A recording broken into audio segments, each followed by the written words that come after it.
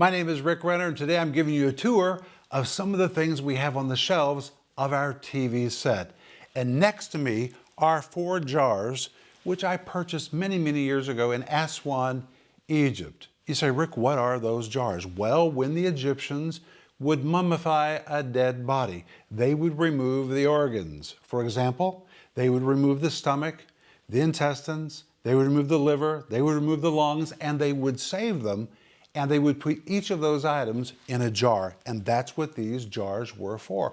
One was for the stomach, one was for the intestines, one was for the lungs, one was for the liver, because the Egyptians believed that the person who was embalmed would need these items in the afterlife.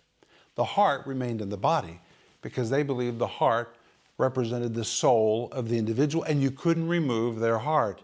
But they were very concerned about the dead and preserving these items because they thought they would need them in the next life. You know, we don't need to worry about those kinds of things because Jesus has already given us life. If you're a child of God, you already have life.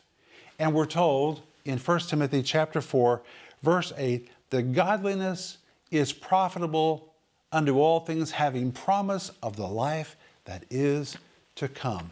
My friends, we don't need to be worrying about our stomach or our intestines or our liver or our lungs, because in the resurrection, we're going to have brand new bodies. Brand new bodies.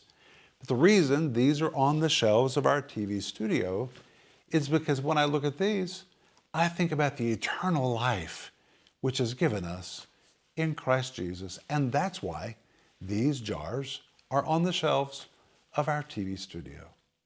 Wow, wasn't that a great video? My friends, would you please subscribe, like, and comment under this video? Please do that. It will help us reach more people with the gospel of Jesus Christ.